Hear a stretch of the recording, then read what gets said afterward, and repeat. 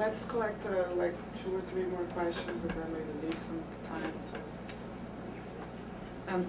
My name is Ruthie Indek and I'm from IRPI.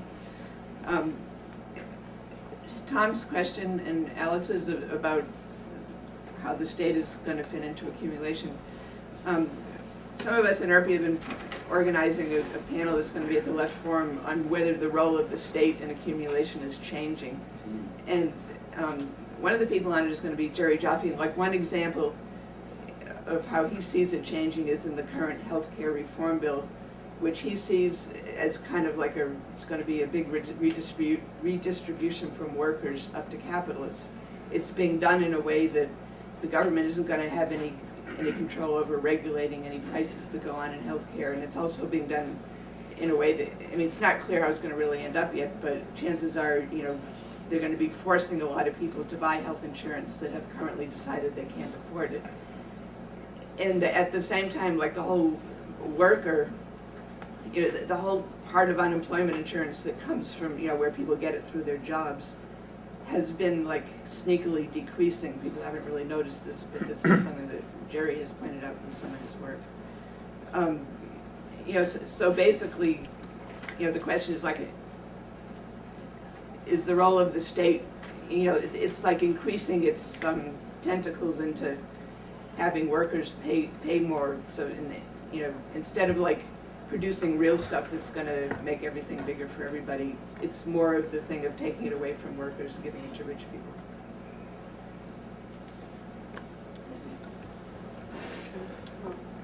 Yeah, I had a couple of responses that I just want to make briefly.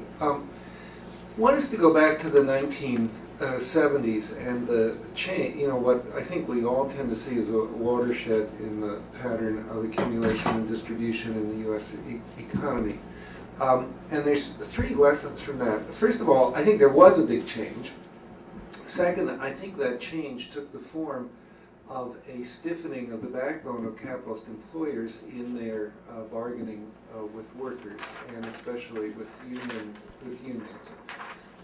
And I think the third, that change had a lot to do with economic policy and the attitudes of economic policymakers in government and the Fed and the financial control industry.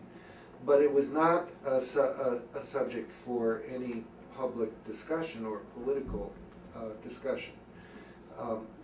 But I think that probably it has to be understood as a background of where we are. I think that also means that it's probably not, I mean, however much nostalgia the left has for a much more unionized, much more militant U.S. labor force and so forth, I really have trouble seeing that as a realistic political economic development. I mean, it certainly might be worth trying to fight for it and struggle for it, but the idea that suddenly the ruling class or the ruling elite are going to think, gee, we have to go back to wage-led growth and unionization and the golden age, I think is just is really a bit of a fantasy. Finally, I'd just like to say one thing about Tom's question about investment in the era of neoliberalization and globalization. There's 2 points that I think are really important to understand. First of all, the investment, what we called investment in that period, had a very different character from investment in the immediate post-war period. Investment in the immediate post-war period was much more classic Marxian, if you will, or classic capital deepening. The idea was to invest in such a way as to raise the productivity of labor.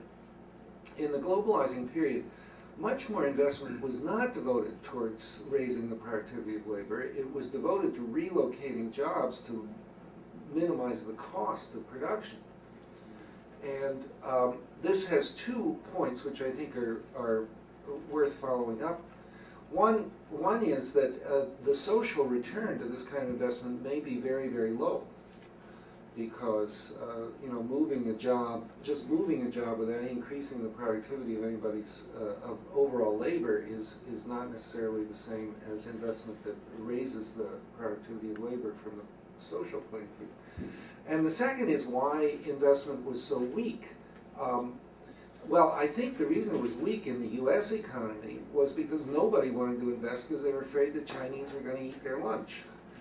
You know, you don't want to put a whole bunch of money into a modern productive facility in the United States if you think the next thing that's going to happen is the jobs are going to be turned around and outsourced and the production is outsourced, because that's going to make that capital obsolete as well.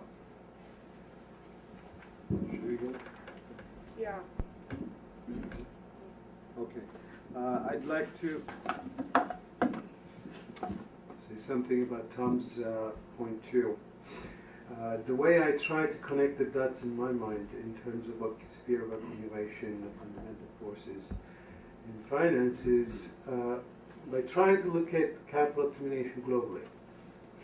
And in fact, by now there's enough evidence that all this savings glut stuff that Bernanke talks about was the result of an investment collapse, right?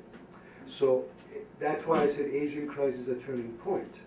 And the demand problem you're talking about is associated with this issue of financial intermediation. Global investment ceases. Then what replaces that is consumption, is the last resort in the United States, which leads to this huge debt problem. So they're connected. I think we have to connect the dots. But of course the big trouble is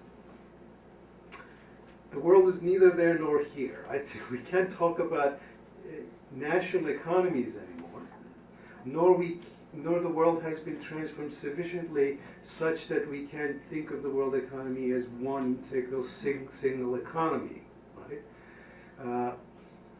But globalization is something that I don't think we've emphasized enough in relation to the point about labor and the state and the political factors. Is crucial about the lessons that Don talked about the earlier decades. As the capitalists stiffened their backs with profit squeeze, whatever, in the 1970s, globalization was huge. And globalization has had many other ramifications in terms of capital accumulation, in terms of changing the structure of production, and so forth.